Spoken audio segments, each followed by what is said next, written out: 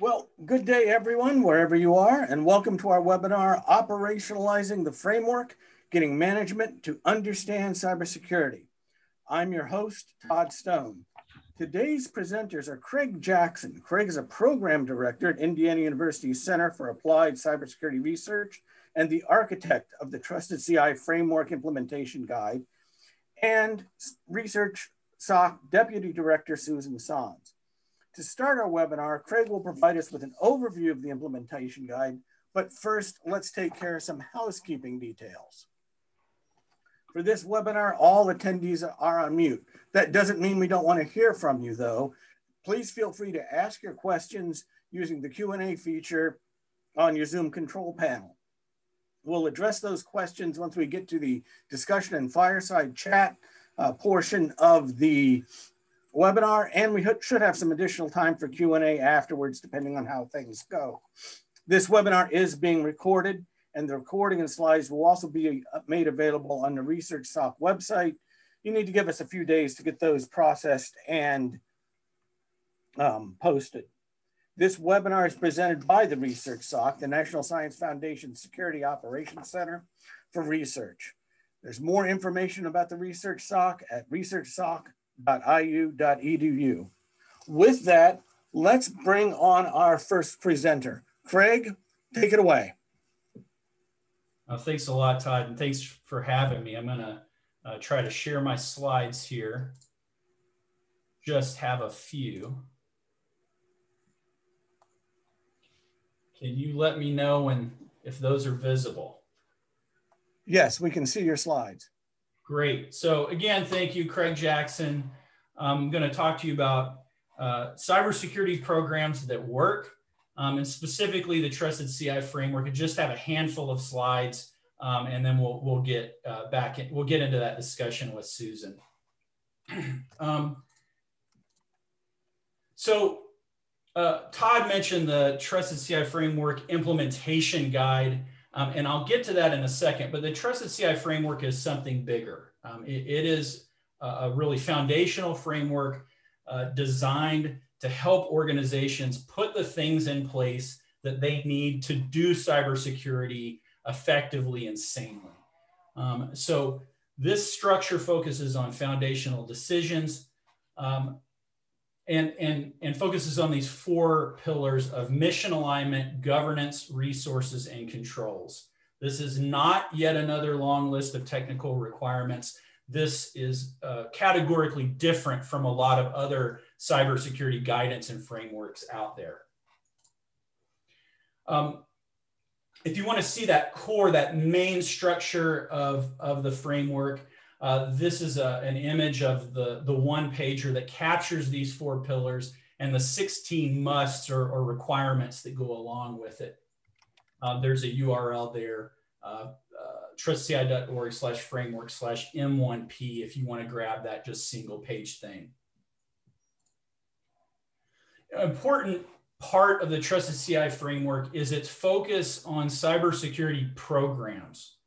Our definition, taken from Schwalbe, is a cybersecurity program is a group of related cybersecurity focused projects and ongoing activities managed in a coordinated way to obtain benefits not available from managing them individually, right? This is about being organized.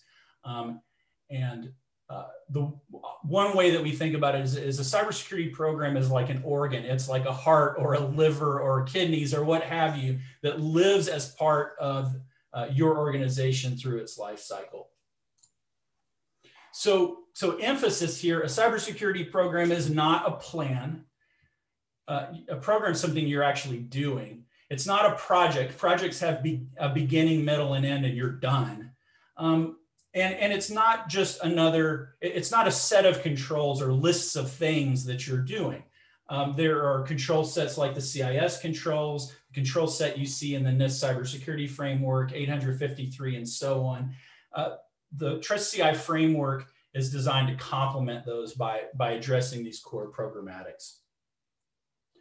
So the framework implementation guide, the Trusted CI framework is the result of years of work, but we've been using that in the higher ed and research community since 2018.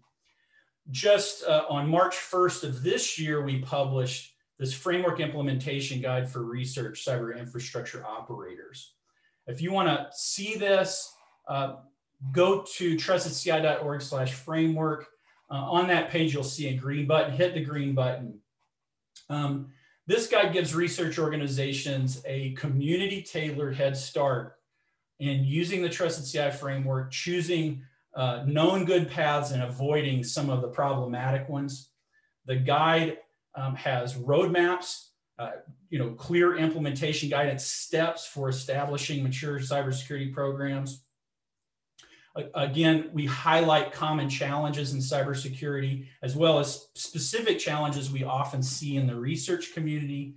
And there's lots of pointers to resources, including our publicly available tools and templates.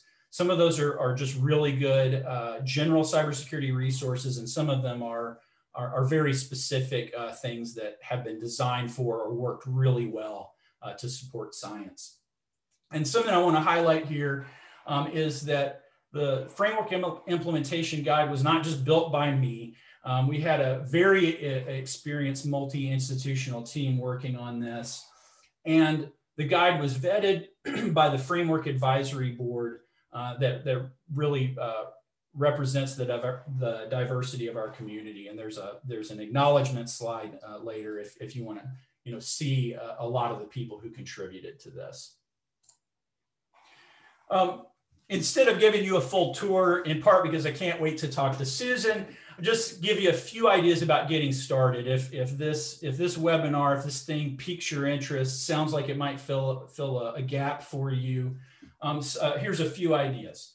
One, go to trustedci.org/framework/core. This thing is a little more than that one pager I showed you. It explains, it has basically a paragraph for each one of those 16 musts. So you or your leadership or whoever can just quickly get a handle on what we're talking about. And without doing any more, I would assert you're smart, you work in this field, you can look at those musts and say, have we addressed this? If not, why not? If so, how's it working out? Do we need to think about change? Second thing, again, hit that green button and grab the guide and share it with your team and leadership. I want to emphasize the leadership piece here. This guide was, and the whole framework itself was designed not only for cybersecurity people, not only for technologists, but for leaders. And our experience so far is that you don't have to have a ton of cybersecurity experience to pick this thing up and get an idea of the fundamentals that we're talking about. One last suggestion specific to the framework implementation guide, we lovingly call it the FIG, is at page 7 of that guide, there's a one-page section on getting started that goes into a little bit more detail, offers a few more ideas for an organization that really seriously wants to take this guide and find a way to run with it. That's the acknowledgement page. I think this is being recorded, so people could pause here if they wanted to look that over. And with that, I think turn it over to Susan. Hey, everyone. So this is the part where I get to interrogate Craig a little. It's more friendly than an interrogation, but if you folks have questions, please raise your hand or use the question and answer feature. Don't wait for a question block, say what's on your mind. Todd will interrupt us and make sure that we're talking about what you guys want to hear from us, because I have my questions, but I get to talk to Craig every day. So Craig, you mentioned that the framework is not a list of controls. Can you explain how it's related to the control sets people are used to, like say the CIS top 20? Yeah, absolutely. So one of the 16 musts, it's must 15 is about baseline control sets. And it says organizations must adopt and use a baseline control set, like at least one. And things like the CIS controls, and Susan, I love the CIS controls for a lot of reasons. That's an example of a baseline control set. NIST CSF has a baseline control set, which is the main thing that people pay attention to in there or whatever. And so the direction from the Trusted CI framework is there are good baseline control sets out there, and you need to pick one, adopt it, and figure out how to use it. That doesn't mean you mindlessly use it and just like try to do every single thing without putting thought into it. But that's the big connection. And the one last thing I'll say is that when you get into the framework implementation guide, you know, we recommend, if you're not forced to do something else, to use the CIS controls. It's a really good set. I share your love for CIS Top 20.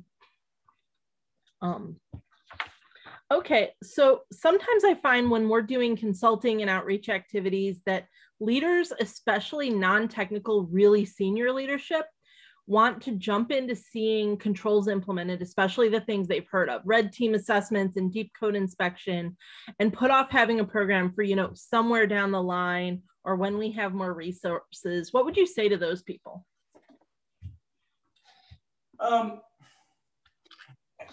I think it would depend a little bit on the situation that the organization finds itself in, and what are those controls that leadership wants to see implemented. I think you mentioned like red team assessments and deep code inspection, both of which can be very good things.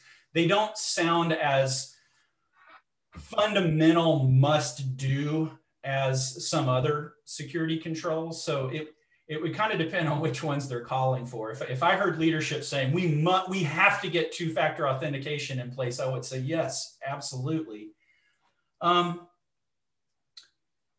But, you know, in terms of, I think you asked about, you know, putting off developing a program. I think until the responsibility is delegated, the complete responsibility for a cybersecurity program sits at the top of the organization. So if organizational leadership is only focused on, hey, I want to see a deep packet inspection or whatever, I would just ask why. What about these, you know, what's going on with your budget? You know, what's going on, you know, how are you delegating cybersecurity tasks through your organization? Like, I'm not sure that those are, that some of these fundamental things are reasonably, I don't know how far you can kick the can down the road. Does that make sense? Absolutely. So what's the starting point that you have to be this tall to ride this ride for using the framework? And how do organizations know when they reach it? And if they're not there yet, how do they get there? You must be this tall to ride the ride. I would say any organization, and keep in mind that the Trusted CI's mission is to support science and research and discovery. But the framework at the highest level can apply to any organization. We've used it with small governments. We've introduced it in corners of DoD. We've trained small but highly distributed, highly successful private sector businesses in it. And I would say that any organization can pick this thing up and start using the framework on a basic level. I was thinking about this the other day. Somebody else posed this question to me, and I was thinking, I could and probably should apply the Trusted CI framework to my family. It would take a little bit more translation, but if cyber threats are a real threat to you, and I feel like they're a threat to me, considering these things is worthwhile. But let me just say that specifically for RCOs, for research cyber infrastructure organizations,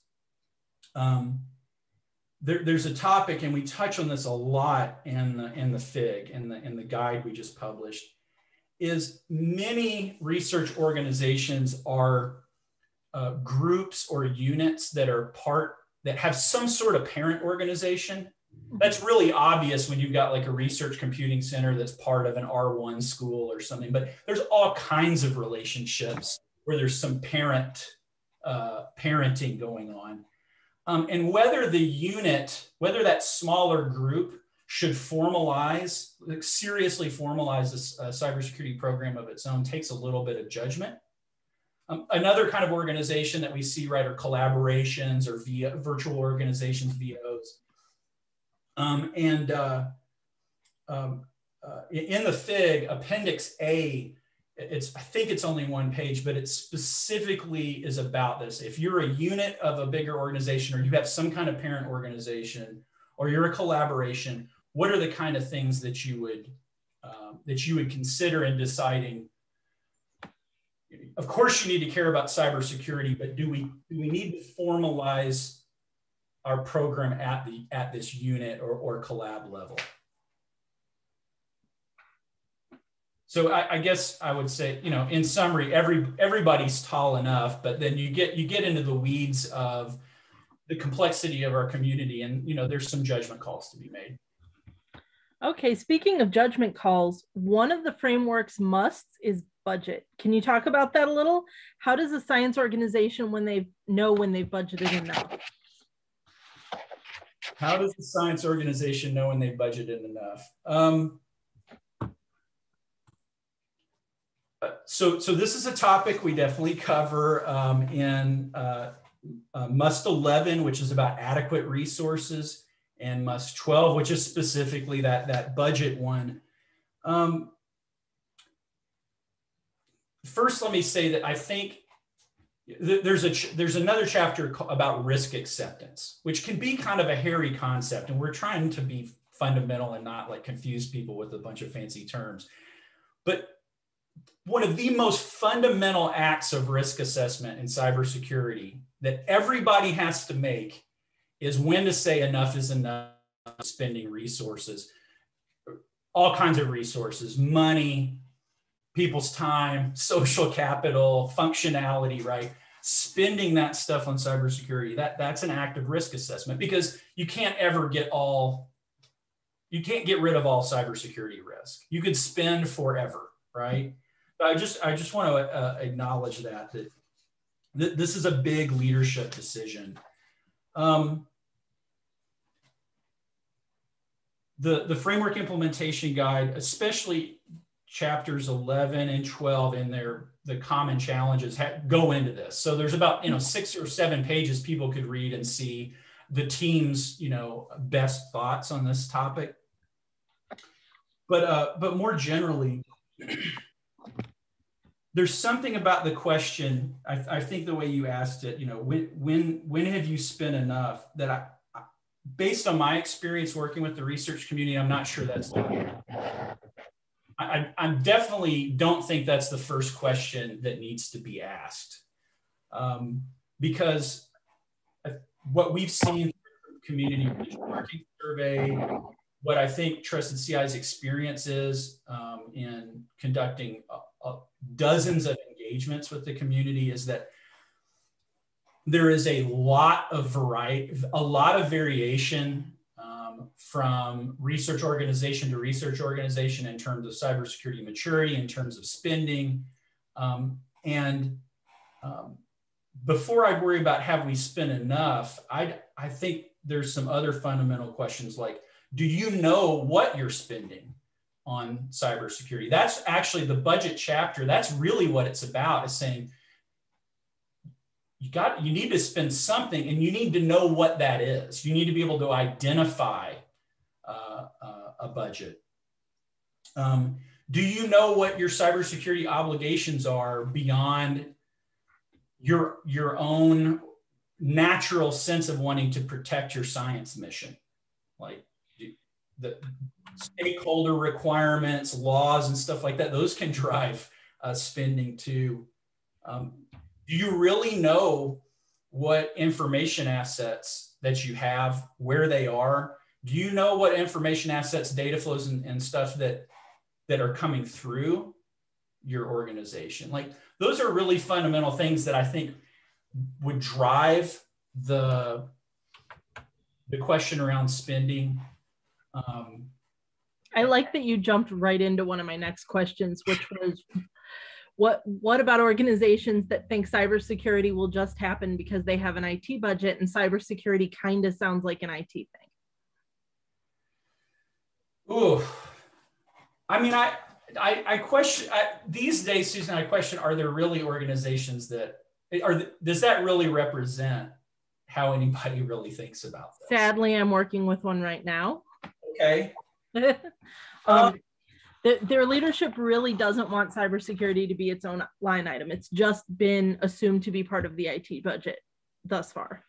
Okay, what I would say in that specific case is that if the organization is bound and determined, or because this is how they've always done it, that they don't want to change, that they want cybersecurity spending to be a part of IT spending, some percentage, some part of IT spending, I would say if that may or may not be the best way to go. We could talk about that more, but at a minimum, you've got to know within IT, within that IT budget, assuming you have an identifiable IT or an identifiable technology budget, you've got to know, well, what is being spent on cybersecurity? If you can't figure that out, then you have no chance of benchmarking. You have no chance of being able to come to,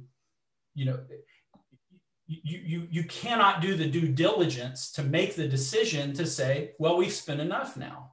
Well, what are you spending? So. Awesome. Thank you. Whether or not the budget, whether it's smart to have the budget live under the IT budget solely, I think is another can of worms. I don't know if people want to hear the complete story, but. So how do vendor solutions fit in, whether that's a technology that they buy, a service they engage like Research SOC, building in a virtual security team rather than running it in-house? How does that work with the framework? Just referring specifically to the framework, the resources pillar has 4 musts, okay? The first one, must 11, is about you've got to dedicate adequate resources to cybersecurity to mitigate unacceptable risks. Otherwise, the whole thing sort of blows apart. If you've determined, look, we can't accept this risk, but we're also not going to spend any resources to do anything about it, that's a bad situation to be in. So that's kind of the parent must under resources. The other ones are budget, personnel, and external cybersecurity resources. So those are the categories that we've broken down, the types of resources that we think are must-haves. If you have an identified budget and you only have external cybersecurity resources, we don't believe that you can have a competent cybersecurity program. Some internal personnel resources have to be allocated to make this work. So as an example, so things like vendors, very much fall under must 14. Organizations must identify external. I'm looking at my little pretty one-pager that I just printed out. Organizations must identify external cybersecurity resources to support the cybersecurity program.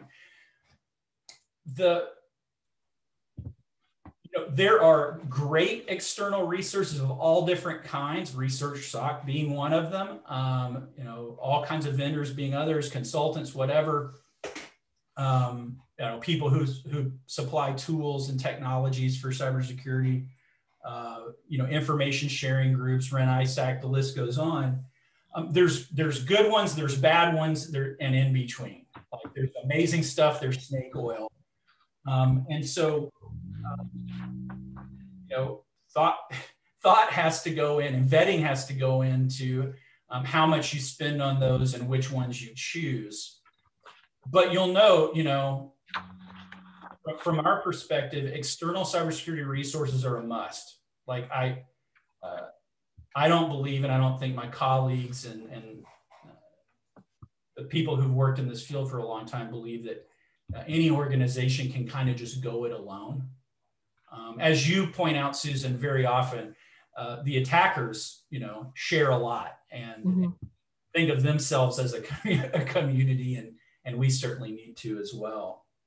So it would be within that, within that must that you get into that consideration of not only what external resources that we're going to use, but how do we balance those against the other costs and other expenditures of doing cybersecurity. So what's your favorite part about introducing the framework to an organization that hasn't had it before? So far, I think my favorite part has been, sometimes, to my surprise, frankly, oh my goodness. So working from home, and one of my dogs is going bananas. I apologize.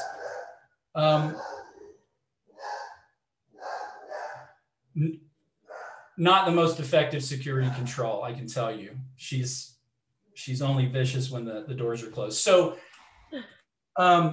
favorite part is, I'll tell you a story. I sat down with just this and the CEO of a company, and who gets it that cybersecurity is like a big deal, but that's not what he's trained in. He's trying to get up to speed, and pretty quickly, this guy was like, okay, this is kind of speaking to me. This is different. I haven't seen this before. So that's my favorite part is just seeing that this has been able to kind of quickly connect with folks who, frankly, a lot of other cybersecurity guidance, even really, really good cybersecurity guidance is not, just doesn't touch on these basics, is not written in a way that non-cybersecurity people or non-technologists can wrap their heads around. So kind of just getting that recognition, okay, this thing might make a difference for people has been kind of cool.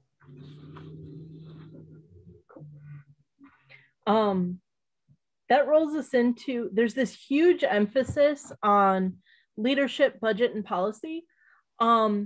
What would you say to the PIs, the other science leaders who say, well, I started a program and got a CISO because I never want to think about cybersecurity again?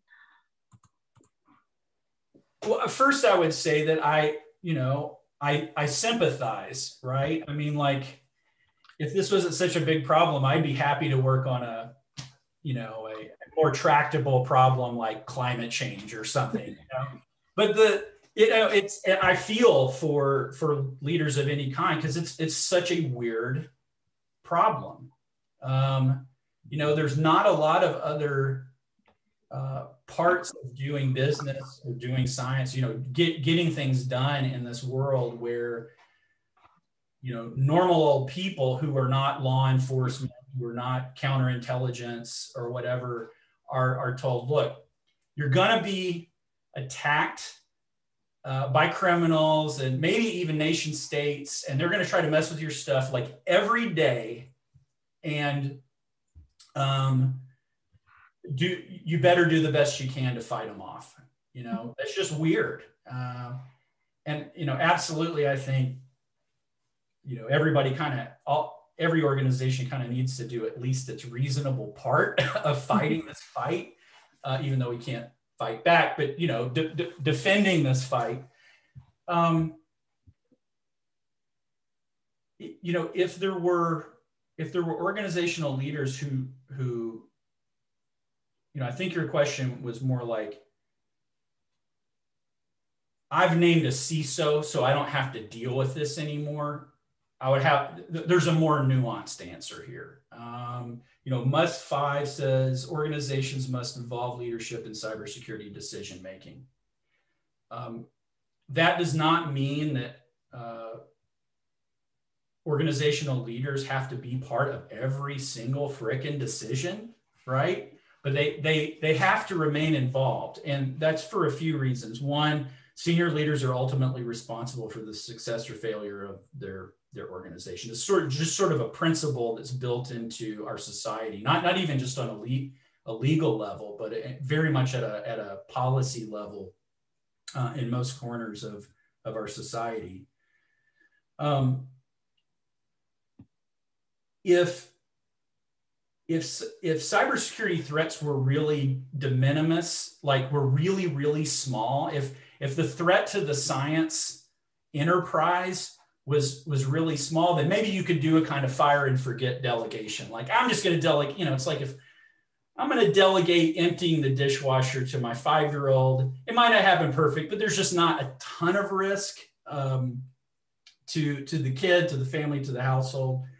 If it was really low risk, I think it'd be okay. But I think we know from,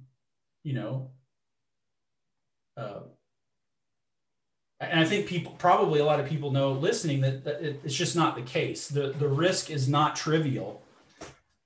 People are everywhere, and certainly within this community, are facing cyber attacks every single day. And ultimately, I don't know, I'm collecting my thoughts here. I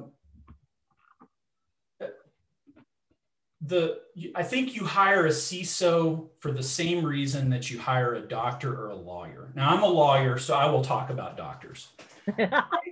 You hire a doctor, like you go to your general practitioner, your family practitioner, because even kind of for the basics of taking care of the human body, and over time, I'm now substantially over 40 and have started to fall apart. So I'm really aware of this. Like, it's complicated. And, I go to my doctor because she can deal with this complex thing. It can offload, it can relieve the cognitive load on me, and I can get good advice and some diagnosis, right? Similarly, other kind of doctor, like a surgeon, right? I have a surgeon do, my whatever surgery. I thought about describing the last surgery I had. I'm not going to do that. But you hire a surgeon because you couldn't possibly do this yourself. You need training, you need expertise. That doesn't mean that you just blindly say yes to every single thing your general practitioner does. That does not mean that that a surgeon who really likes to cut says, "Oh, well, we should repair that," and you just say yes without any sort of informed consent, without getting more information, thinking it through. And I think it's very similar here. When designed well, I think that CISO, that cybersecurity lead role is really about providing advice to the organization and providing sort of expert services. But yeah, it's just fire and forget kind of delegation in this space. I don't think it's wise. I don't think it would be good. It's not good for the organization. I love that doctor analogy, by the way. Thank you. So you've heard me talk before about out of order security, like the organization that doesn't have an asset inventory, doesn't have any monitoring, doesn't have any kind of configuration management, doesn't have two-factor auth, has reused passwords. They have sort of the lack of the basic control set, but they want to jump into more advanced cybersecurity activities like pen testing and analyzing different threat models and trying to track threat actors, things like that. Do you think that the framework can help an organization make smart investments that they can really benefit from? And if not, what would you recommend to sort of guide people away from that particular failure mode? Yeah, I do think the Trusted CI framework can help with this. And I think the framework implementation guide has some good guidance in this area.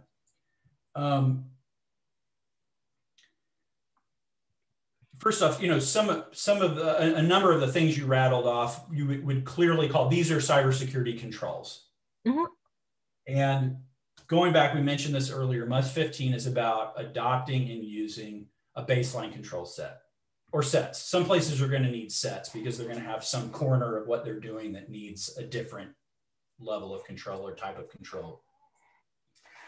The best ones of those sets, the CIS controls being the gold, are highly prioritized. And the CIS controls just keep getting more prioritized. And they're not just doing it willy-nilly. It's a pretty diverse group of people who work on keeping that set updated. They're on 7.1 now still, I hope, because that's what we keep talking about. And so I would absolutely say, look, let's sit down. You know, if you want to talk about, there you go. If you want to talk about prioritizing controls, and put aside a second, prioritizing getting our governance in order for how we're going to run cybersecurity, you know, put aside like, you know, exactly how we're going to dial in getting the resource and the budget and stuff right. I would sit down with them with the highest priority controls and say, let's talk about these. You know, implementation, the way they've got the CIS controls set up now, there's these implementation groups. If CIS says that, you know, a control is good for implementation group 1, which is like very small organizations with very low resources, you know, not a lot of resources to put at cybersecurity, and you can't do those, now we've got something to work on, right? So yeah. So the framework implementation guide would definitely lead people in that sort of direction. So as you know, we have a pretty operational crowd here at Research SOC webinars. One of the things that I think has given some operational people surprise is that one of the 4 pillars out of the framework core is focused around controls. So that's, you know, there's 3 whole other pillars that are given equal weight.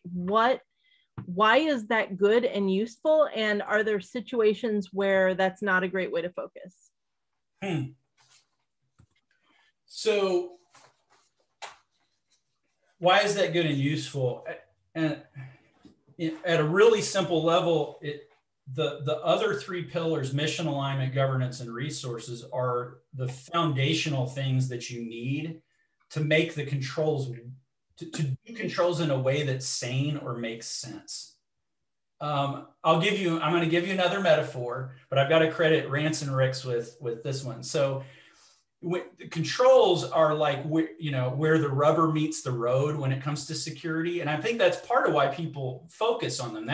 Those are the shields, you know, that you're putting in place they're coming into contact with the external environment, coming into contact with threat actors. Okay, rubber meets the road. If those are the tires, the other 3 pillars are like, that's the car. You want a car going down the road that has a drivetrain, transmission, steering, fuel, stuff like that. You do not want 4 tires just kind of bouncing around. And I think we see that. I think we see, you know, organizations that don't have the other fundamentals in place, and they just pick up the controls, the control sets, of which a lot of the controls in there are very technical. And there's a disorganized rollout, if you will, of those. And we see things, you know, kind of go off the road, so to speak, because the other pieces are not in place. The other thing I'll say, Susan, is just to go back to, I think it was one of the first things we talked about today, is we don't need to spend a ton of time talking about controls, because there are really good third-party resources.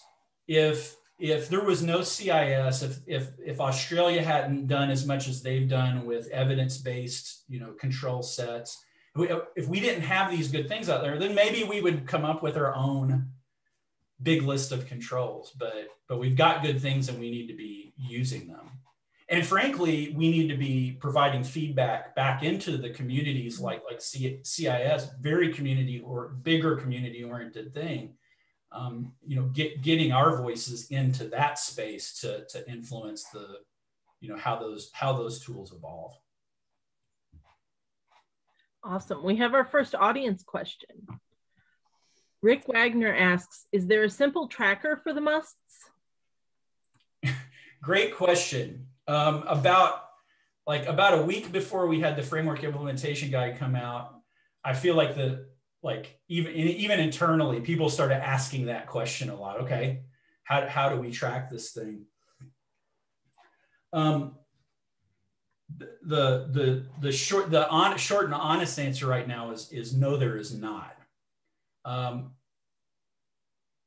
In one of my earlier slides, I said, you know, I think if you're going to do tracking on the musts, what I would recommend, if you want to get started with this thing right away, which would be awesome, is look at each of them, ask yourself, have we done something with this? If yes, cool, how's it going? Get in a room, pick up the phone, talk to some people about that and get a sense of the current state. Do we feel like the choices that we've made make sense? Are they working for us? That may inspire change, or it may inspire you to go, okay, cool, we're doing pretty good on this one, right? This is not meant to be a super high standard. If you look at at a must and you say, you know what, we really haven't done that. We really haven't figured out, like on risk acceptance, we really haven't figured out who's making what risk acceptance decisions. Is it like every user? Is it only one person? If you haven't figured that out yet, then okay, you've got some action items, right? You can go look at that chapter of the FIG more closely. Think about why have you not made progress in that space, and what might you do? Thank you. Sorry, let me say, I think there's going to be enough demand signal for some sort of tracker that I'm sure that we'll produce one. One thing that we've talked about a lot internally is I really, really hope that, you know, you've got a list of 16 things. If somebody turns that list of 16 things into a list of 16 or 16 times n check boxes, you know, that's going to hurt my heart. Now, my very close colleagues, you know, Scott Russell would say, well, you know, if you're familiar with the book Checklist Manifesto, like maybe we can make the first good checklist ever, you know, or something for cybersecurity. We may try.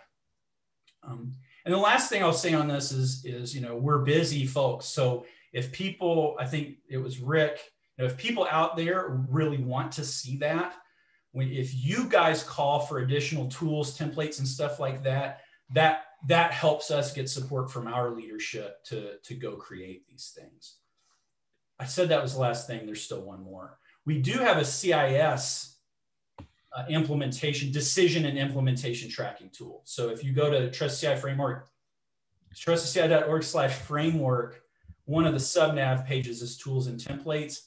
And we do maintain a CIS thing. And it's just a spreadsheet, but it's designed to be simple and laid out and, you know, help organizations kickstart going, where are we with these different controls? Are we cool with where we are?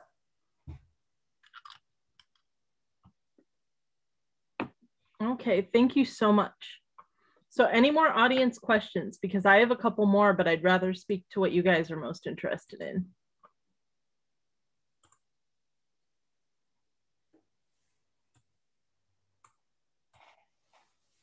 I don't see any raised hands currently. Hopefully they're typing in the Q&A. So I've talked a whole lot of about controls, and that's because a lot of people in our audience are the folks who, you know, leadership says go do cybersecurity, and they're trying to pick the right controls, make sure they get implemented. One of the first things that you said is the framework is for a program. It's not a project. It doesn't have a beginning and end. It's not a control set that you can check off. It is a program. How can tech leadership do a better job of getting organizational leadership on board with the idea that we can't just have a beginning and done checklist, and when it's done, cybersecurity is over and handled? How do they sell the idea of a program?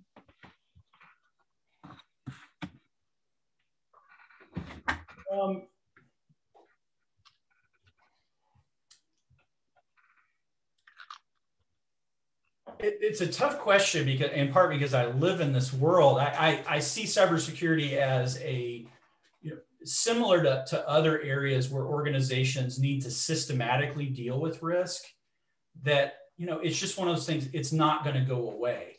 Maybe we'll get some sort of AI thing or some quantum thing or something in a few years, and cybersecurity will stop being a problem. It's not going away at all. And so, and it evolves. Now, sometimes cybersecurity people are guilty of being like, cybersecurity is ever evolving and it's constantly changing. And I'm not so sure that it's that constantly changing, but a lot of the processes and decisions that need to be made in cybersecurity, they're not going to stop. Let me get here. Maybe this would be motivating. So you've got a research organization that has not invested very much in cybersecurity, has not really gotten its act together. It has a pretty significant attack that it only learns about because, like, federal law enforcement calls or something like that. So big time wake up call. Oh my gosh, what are we going to do? So, fearing for their funding agencies being upset or whatever, people get it together and they put together a fairly good looking budget. Hey, we're going to react to this bad thing that happened and really seriously invest in cybersecurity. Does your investment in year one of your awakening need to be as high as it is in year three? Maybe not. I mean, that's the kind of decision that leadership is going to want to keep its eye on. It's not that cybersecurity is ever going to go away, but there's a tuning process over time. I don't know. I mean, if there are really people who think this is a problem, you can, if you will just do these 7,000 things or whatever it is, it's solved. I don't think that stands up to the reality that we see today. You don't have to be a cybersecurity person to pick up the Wall Street Journal or whatever and see how it may not be as evolving as fast as some people say, but it's continuing. It's not getting better, and the threat environment that we work in is not getting better. We're connecting more stuff, not reducing and things like that. So we're absolutely. We only have a handful of minutes left, so I'm going to stop you so that we can get our last audience question in. Anonymous attendee asks, any strategies for moving the needle within the pillars concurrently? Are some of the musts things that need to happen before the others? Oh, that's a great question. That I mentioned on my slides, I think it was page 7, is that getting started, like single pager. And we specifically tried to address that a little bit in that page. But in a nutshell, a few things. One, I would discourage anyone from thinking that you can take like one must at a time and complete them. It's not going to be a sequential process. You're going to need like a program plan, a strategy that says, which of these rocks can we push forward, you know, in parallel. And that's part of the need for a program, right? Is that it's complex. You're going to have projects as part of this that come to an end. There's going to be other things that, you know, a meeting where the CISO and senior leadership talk, that's going to need to become ongoing. So you've got to think about parallel tracks. So don't get focused on doing this serially. That said,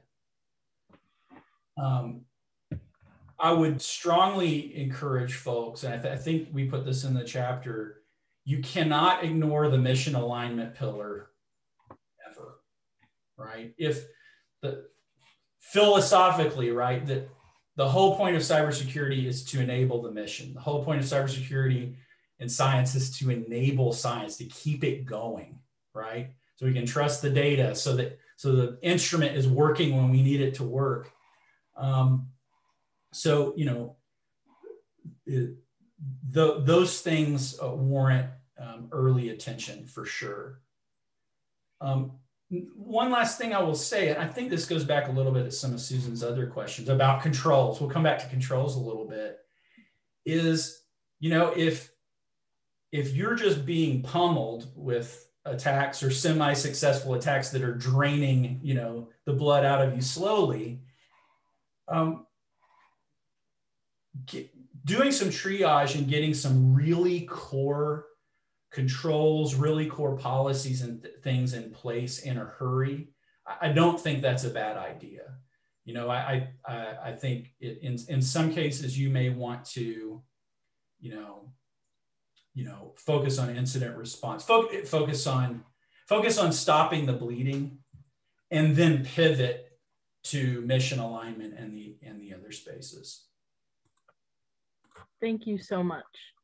I think we're nearly to the end of our time. So I asked almost all the questions I wanted to ask. We got through all of our audience questions, and I think it's time to let Todd wrap it up. Thank you. I'll go ahead and share my screen. We should see a screen that says Connect with Research SOC. Great. So we want to thank Craig Jackson and Susan Sons for that great presentation, that great discussion. We want to thank our audience for our great questions. That is all the information and really all the time we have for today, because we like to end about 5 minutes before the hour so you can get to your next Zoom meeting. You can find more information on the Research SOC website, including past webinars and events that may be of interest. You can also find that on our YouTube channel. With that, ladies and gentlemen, we thank you for your presence and your attention. And this concludes today's webinar. Have a great day.